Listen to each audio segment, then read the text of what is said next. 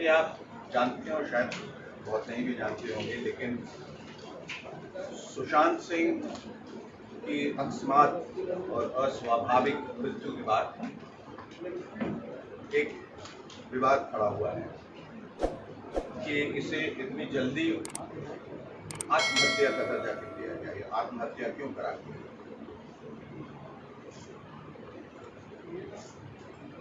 और इतनी जल्दबाजी में उनका पोस्टमार्टम क्यों किया गया। अक्सर ऐसा होता है जब ऐसे हालात होते हैं और ऐसी दुर्घटना होती है तो परिस्थितियों को देखते हुए पुलिस जब वहां पहुंचती है तो पहला बयान ये होना चाहिए कि परिस्थितियों को देखते हुए या जो आंखों को दिखाई दे रहा है ये आत्महत्या प्रतीत होता है, ये एक संदिग्ध मृत्यु दिखाई देती है। It could perhaps be suicide, लेकिन आप प्रमाण के साथ या बगैर प्रमाण के ये नहीं कह सकते कि ये आत्महत्या है। आपको ये कहना चाहिए कि ये जांच का विषय है और जांच के बाद बताएंगे कि आत्महत्या है या नहीं। तो बहरहाल ये स्टेटमेंट दिया गया, लेकिन उसके बाद लगातार बहुत सारे तथ्य उभर के आए, सारे ऐसे एविडेंसेस निकल के आए जो लगा कि जो आंखों को दिखाई दे रहा है या जो हमें बताया जा रहा है उसके विपरीत कुछ और है। There is more than meets the eye and all the evidences are leading towards somewhere else. और कहीं कहीं ये षड्यंत्र तो नहीं है, साजिश तो नहीं है, कहीं ये हत्या तो नहीं, या कुछ ऐसी उन परिस्थितियों की वजह से आया गया। He was brought to that brink and that precipice कि जहां वो मजबूर हो गए आत्महत्या करने। वजहें बहुत सारी हो सकती, कारण कई हो सकते हैं। और मुझे ऐसा लगा कि जब मैंने ये मुहिम की शुरुआत की जस्टिस फॉर सुशांत फोरम, तो वहां अचानक रातों रात लाखों लोग जुड़ गए, करोड़ों लोग जुड़ गए उस फोरम में, और वो सब यही कह रहे थे कि आप आगे बढ़िए, हम आपके साथ हैं और इसकी जांच होनी चाहिए। एक बात का बेहद अफसोस ये है कि ऐसे जब कोई सुसाइड होते हैं जो पहले भी इंडस्ट्री में हो चुके हैं, उसे बहुत सेंसेशनलाइज किया जाता है, उसको सनसनीखेज बनाया जाता है, और नेशनल जो टेलीविजन है उसको एक दो दिन तो बहुत आप कह लीजिए कि जोर शोर से दिखाती है, क्योंकि वहां उनके टीआरपी का सवाल होता है। मुझे ऐसा लगता है कि वहां बहुत वो संवेदनहीनता दिखाते हैं, और उस वजह से जहां तक उनको लगता है कि ये चल रहा है और हमें एडवर्टीजमेंट्स आ रहे हैं, इसको दिखाना चाहिए, और बाद में जब इसकी कोई ज़रूरत नहीं उसको दरकिनार कर देते हैं, और लोग चाहे कोई भी सवाल उठा रहे हो उस तरफ ध्यान नहीं देते। ऐसा क्यों होता है कि वो आक्रोश जो सोशल मीडिया पे दिखाई दे रहा है वो नेशनल टेलीविजन पे क्यों नहीं है? क्या उस मीडिया को कोई कंट्रोल कर रहा है? क्या उसको कंट्रोल करने वाला वही दिखाना चाहता है जो वो चाहता है, या जो हमारी फिल्म इंडस्ट्री में हुआ वहां कोई तालमेल वगैरह बहुत सारे अनगिनत सवाल हैं, अनसुलझे सवाल हैं जिनका उत्तर जनता को चाहिए। सुशांत मेरा भाई नहीं है, सुशांत मेरे परिवार का नहीं था, मेरा दोस्त नहीं था, तो लोगों ने के मन में ये सवाल उठना चाहिए, और मेरे मन में भी ये सवाल उठा कि फिर मैं क्यों इतना उद्वेलित हूं, मैं क्यों इतना जज्बाती हूं।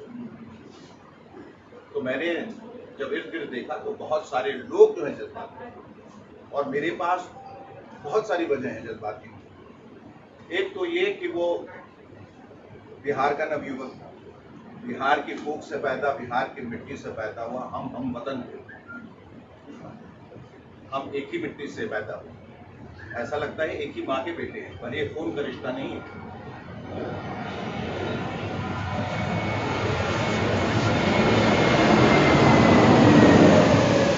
दूसरी बात, मुझे ऐसा लगा कि सबसे बड़ी त्रासदी त्रासदी उनके पिता के साथ हुई। सुशांत अपनी मां को 16 साल की उम्र में खो चुका और पिता के साथ ये अचानक ये खबर आना कि उनका बेटा नहीं रहा, उन्होंने सुसाइड कर लिया। आप समझ सकते हैं कि बेटे को खोने का गम कितना होगा, वो कितनी बड़ी त्रासदी, कितनी बड़ी ट्रेजेडी रही होगी। और उस ट्रेजेडी को मैं समझ सकता हूँ क्योंकि मैंने अपने छोटे बच्चे को खोया था 11 साल की उम्र में एक हार्ट प्रॉब्लम से। तो आप मैं पूरी तरह से उनके दुख में शामिल हो गया। बिहार का नाम रोशन करने वाला एक नौजवान जिसने सफलता की तमाम सीढ़ियां चढ़ी, जिसने एक बड़ा सक्सेसफुल ट्रांजिशन किया टेलीविजन से, जो कि बहुत डिफिकल्ट माना जाता है। एक once a television actor always a television actor. पहले शाहरुख खान थे और ये दूसरा कोई 30 साल के बाद एक लड़का पैदा हुआ जो बिहार का था। इस बात की हम सबको बहुत फक्र है, बात पे गर्व है कि he was the representative of Bihar, specially the youth. और अपनी पहली ही फिल्म को 100 करोड़ क्लब में लाया, लेकिन उसको कभी किसी चीज का एक्नॉलेजमेंट नहीं मिला, ना रिवॉर्ड मिला, ना अवार्ड मिला, ना रिकग्निशन मिली। और ऐसा बताया गया कि धीरे धीरे उसका असर उस पर ये हो रहा था कि इतना करने के बावजूद ऐसा क्यों लग रहा है कि चीजें जो है मेरे अनुकूल नहीं। और फिर नेपोटिज्म की बात चली और मैं बार बार इस बात को दोहरा चुका हूं और फिर से एक बार कह रहा हूं और बहुत साफ साफ कह रहा हूं, और आप लोग इसको बिल्कुल उसी तरह से दिखाइएगा जैसे मैं कह रहा हूं। नेपोटिज्म में कोई बुराई नहीं है। हमारी इंडस्ट्री एक खुली इंडस्ट्री है, फ्री एंटरप्रेन्योरशिप है। जहां जो पैसे लेके आता है उसका हक है वो अपने भाई या बेटे के साथ बनाए, वो इंसान के साथ बनाए, वो हाथी के साथ बनाए, वो कुत्ते के साथ बनाए, ये उसका हक है। उसमें कोई नेपोटिज्म वाली बात नहीं। नेपोटिज्म सरकारी महकमों में होता है, जब जहां किसी का पद छीन के या किसी को सुपरसीड करके अब लोग जो है सिफारिश से या पैरवी करके अपने भाई भतीजे को बैठाते हैं। भाई भतीजावाद को नेपोटिज्म कहते हैं। जो हमारी फिल्म इंडस्ट्री में है वो नेपोटिज्म नहीं है, वो गैंगिज्म, एक कार्टेल है, एक कॉकस है, कोटरी है, क्लीक है, एक क्लैन है, एक सिंडिकेट है, एक माफिया है, जो चीजों को कंट्रोल करता है। वही डिसाइड करता है कौन आएगा, कौन जाएगा, कौन रहेगा, कौन खत्म हो जाएगा। ये इस तरह से खतरनाक है। ये अंडरवर्ल्ड का गैंग नहीं, ये वेस्टेड इंटरेस्ट का गैंग है जो पूरी इंडस्ट्री को कंट्रोल में अपने कब्जे में रखना चाहता है ताकि वो अपना उल्लू सीधा कर सके, अपने प्रोडक्शन हाउस को आगे बढ़ा सके, पैसा कमा सके, शोहरत कमा सके। ये टैलेंट को दबोच के उनको कॉन्ट्रैक्ट में बांध के रखता है। बाहर से जो टैलेंट आते हैं पहले तो उनको तवज्जो नहीं दी जाती, और जब वो बढ़ जाते हैं तो इन लोगों को खतरा होता है कि वो उस स्पेस को ऑक्यूपाई करेगा जो हमारा है। तो या तो उसको मिटा दिया जाता है उसी वक्त, या उस क्लिक में शामिल कर लिया जाता है। अगर वो शामिल हो गया, अगर वो चाटुकार बन गया, अगर वो चापलूस बन गया, अगर वो आपके तलवे चाटेगा, अगर यस मैन बनेगा, जी हुजूरी करेगा, हाँ हाँ करेगा, तो आपको उनके टुकड़ों में पलना पड़ेगा। जिस दिन आपने डिफाइंड एक एटीट्यूड दिखाया या बगावत की या ना कहने की जुर्रत की, उस दिन वो हश्र उसका वो होगा जो सुशांत के साथ हुआ। आखिरी दिनों में उसकी सारी फिल्में उससे छीन ली गई।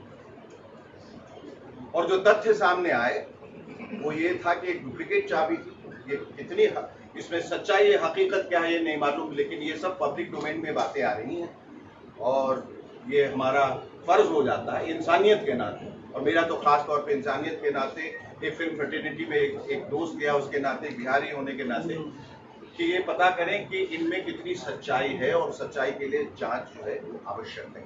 उसी के तहत मैं सीबीआई इंक्वायरी की मांग कर रहा हूं, जिसपे अभी कोई ध्यान नहीं दिया जा रहा है। एक डुप्लीकेट चाबी जो थी वो मिसिंग, और मेरा सबसे अहम और सबसे बड़ा सवाल ये है कि सुशांत जिस किस्म का लड़का था और जितना जीवट और जितना कर्मठ था और जितना होशियार था और जितना वो जिम्मेदार था, अगर वो इस तरह आत्महत्या करता तो एक सुसाइड नोट जरूर छोड़ के जाता। कोई भी करता है, किस लिए करता है? वो इसलिए क्योंकि जाने वाला ये सोच के जाता है कि मेरे जाने के बाद मेरे जो चाहने वाले हैं या जिनको मैं चाहता हूं, जो मेरे निकटतम लोग हैं, वो शक के दायरे में ना आ जाए, ना फंस जाए। तो he leaves a suicide note when he categorically states that I am doing this out of my own will and volition. मैं अपनी मर्जी से अपनी परेशानियों की वजह से ये कर रहा हूं और इसके लिए किसी को दोषी न ठहराया जाए। There was no suicide note. अगर सुसाइड नोट होता तो ये ओपन और शट केस हो जाता, उसी वक्त ये केस खत्म हो जाता, हम लोग तो बिलीव भी कर जाते। In the absence of a suicide note there are many questions that crop up. और वो ये कि जो लड़का रात को पार्टी कर रहा, जो सुबह उठ के प्ले स्टेशन पे था, जो एक गिलास जूस मांगता है आके बैठता है, उसके मन में अचानक ऐसे क्या बात कौंधी, उसने कहा चलो अब उठते हैं सुसाइड करते हैं। ये बात हजम नहीं हो रही थी। सीसीटीवी कैमरा से छेड़छाड़, उसने कई सिम कार्ड्स पिछले महीने में करीब 50 सिम कार्ड चेंज किए। क्या वजह थी? सिम कार्ड आदमी क्यों चेंज करता है? सिम कार्ड आदमी तब चेंज करता है जब वो किसी को अवॉइड करने की कोशिश कर रहा हो, किसी से बचने की कोशिश कर रहा हो, जब कोई थ्रेट हो, जब कोई खौफ हो, तो वो सिम कार्ड चेंज किया। फिर जो ऊंचाई बताई जा रही है वो इतनी कम है क्योंकि मुंबई में जो छत है इससे ऊपर नहीं होती, वहाँ उसके ऊपर बिस्तर पे चढ़ के फिर उनका कद जो 6 फीट का था, तो जगह ही नहीं बच जाती है कि आप लटके।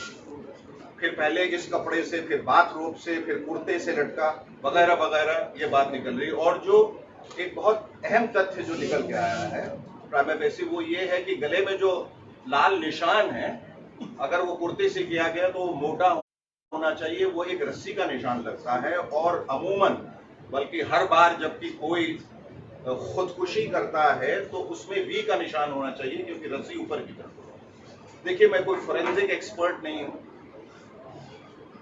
ना मैं सीबीआई के बिहाफ पे बोल रहा हूं, मैं वही बोल रहा हूं जो सवाल सबके दिमाग में आज है।